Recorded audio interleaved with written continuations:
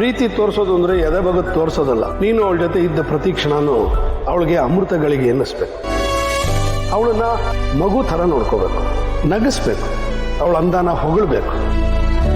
ಅವಳನ್ನ ಕಣ್ಣಲ್ಲಿ ಕಣ್ಣಿಟ್ಟು ನೋಡ್ಕೊಂಡ್ರೆ ಸಾಲದು, ಪ್ರೀತಿಯಿಂದ ಕಣ್ಣಲ್ಲಿ ಕಣ್ಣಿಟ್ಟು ಮಾತಾಡಬೇಕು.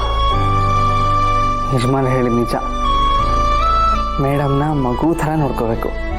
ಮಗು ಥರ ನೋಡ್ಕೋಬೇಕು ಅಂದರೆ ಅವರು ನಾನು ಕತೆ ಹೇಳಿ ಮಲಗಿಸ್ಬೇಕು, ಅವ್ರಿಗೆ ಜೋಕಾಲಿ ಆಡಿಸ್ಬೇಕು, ಅವ್ರನ್ನ ಮುದ್ದು ಮಾಡಬೇಕು. ಇದೆಲ್ಲ ಮಾಡಬೇಕು ಅಂದರೆ ಮೊದಲು ಅವ್ರ ಮುಂದೆ ನಾನು ಧೈರ್ಯವಾಗಿ ನಿಂತ್ಕೋಬೇಕು. ಅದೇ ಆಗ್ತಾ ಇಲ್ವಲ್ಲ. ಇಲ್ಲ ಸುಬ್ಬು, ಇನ್ಮೇಲೆ ನೀನು ಹೆದರಬಾರ್ದು, ಹೆದರ್ಸ್ಬೇಕು. ಶ್ರಾವಣಿ ಮೇಡಮ್ ಬರ್ತಿದ್ದ ಹಾಗೆ ಅವ್ರನ್ನ ಮಗು ಥರ ಟ್ರೀಟ್ ಮಾಡಬೇಕು, ಅವ್ರನ್ನ ಮಗುನ ಆಟ ಆಡಿಸ್ದಂಗೆ ಆಟ ಆಡಿಸ್ಬೇಕು. ಬಂದ್ರು ನಿಜವಾಗ್ಲೂ ನೀನು ವೇಸ್ಟ್ ಫೆಲೋ ಕಣೋ, ವೇಸ್ಟ್ ಫೆಲೋ ನೀನು. ನಿನ್ನಿಂದ ಯಾವ ಕೆಲಸನೂ ಆಗಲ್ಲ. ನಿನ್ನ ಪರ್ಫಾರ್ಮೆನ್ಸೇ ಸರಿ ಇಲ್ಲ. ನಾವು ಅನ್ಕೊಂಡಿದ್ದೆ ಒಂದು, ಇಲ್ಲಿ ಆಗ್ತಿರೋದು ಇನ್ನೊಂದು. ಓ, ಕತ್ತು ಕೇಳಿಸ್ಕೊತಾ ಇದೆಯಾ? ಮಾಡ್ತೀನಿರು. ಸರಿ ಕಣೋ, ನಾನು ನಿನ್ನ ಜೊತೆ ಆಮೇಲೆ ಮಾತಾಡ್ತೀನಿ. ನನ್ನ ಗಂಡ ನಮ್ಮಿಬ್ರು ಮಾತನ್ನ ಕೇಳಿಸ್ಕೊಂಡ್ಬಿಟ್ರೆ ಕಷ್ಟ ಅಲ್ವಾ? ಮೊದಲು ನಾವಿಬ್ರು ಯಾವಾಗ ಓಡ್ ಹೋಗ್ತಿದ್ದೀವಿ ಅಂತ ಹೇಳು.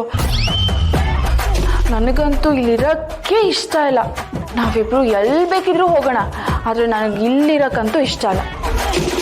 ನಾವು ಎಲ್ಲೇ ಇದ್ರೂ ನೆಮ್ಮದಿಯಾಗಿರ್ಬೇಕು. ಛೇ, ಬಚ್ಚಿಟ್ಕೊಂಡು ಶ್ರಾವಣಿ ಮೇಡಮ್ ಹೆದರ್ಸೋಣ ಅಂದ್ಕೊಂಡೆ.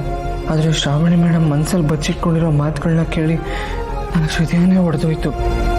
ಶ್ರಾವಣಿ, ಏನ್ ಹೇಳ್ತಿದೀಯ ನೀನು? ಸುಮ್ಮನೆ ನಾನೇನು ಹೇಳ್ತಿದ್ದೀನಿ ಅದನ್ನ ಕೇಳಿಸ್ಕೋದು ನಾಟಕ. ಇಷ್ಟಪಟ್ಟವ್ರ ಜೊತೆ ಬಾಳ್ ಬದುಕ್ಬೇಕಂದ್ರೆ ಧೈರ್ಯವಾಗಿರ್ಬೇಕಲ್ವಾ? ನಾವು ಓಡ್ ಹೋಗೋಣ ಕಣೋ. ಹಾಗಿದ್ರೆ ಮೇಡಮ್ ನಾನು ಬಿಟ್ಟು ಹೋಗ್ತಾರಾ? ನಾವು ಪ್ರೀತಿಸೋರು ನಮ್ಮ ಬದುಕಲ್ಲಿ ಇರಬೇಕು ಅನ್ನೋದು ದೊಡ್ಡ ವಿಷಯ ಅಲ್ಲ, ಆದರೆ ನಾವು ಪ್ರೀತಿಸೋರ್ಗೆ ಬದುಕನ್ನು ಕೊಡೋದು ದೊಡ್ಡ ವಿಷಯ. ಒಬ್ರಿಗೊಬ್ರು ಪ್ರೀತಿನ ಗೆಲ್ಸೋದು ದೊಡ್ಡ ವಿಷಯ ಅಲ್ಲ, ಇಬ್ರು ಸೇರಿ ಪ್ರೀತಿನ ಗೆಲ್ಸೋದು ದೊಡ್ಡ ವಿಷಯ. ಇಲ್ಲ, ಯಾವುದೇ ಕಾರಣಕ್ಕೂ ಸೋಲ್ಬಾರ್ದು, ಹೋಪ್ಸ್ ಕಳ್ಕೋಬಾರ್ದು. ಶ್ರಾವಣಿ ಮೇಡಮು ಭ್ರಮೇಲಿದ್ದಾರೆ. ಅವರು ನಿಜವಾಗ್ಲೂ ಪ್ರೀತಿಸ್ತಿರೋದು ನನ್ನನ್ನೇ. ಅವ್ರನ್ನ ನಾನು ಯಾವುದೇ ಕಾರಣಕ್ಕೂ ಬಿಟ್ಕೊಡೋದು. ಸರಿ, ನನ್ನ ಗಂಡ ಅನ್ಸ್ಕೊಂಡಿರೋನ್ ಬರೋ ಟೈಮ್ ಆಯಿತು. ನಾನು ನಿನಗೆ ಆಮೇಲೆ ಕಾಲ್ ಮಾಡ್ತೀನಿ. ಹಾಂ, ಬಾಯ್.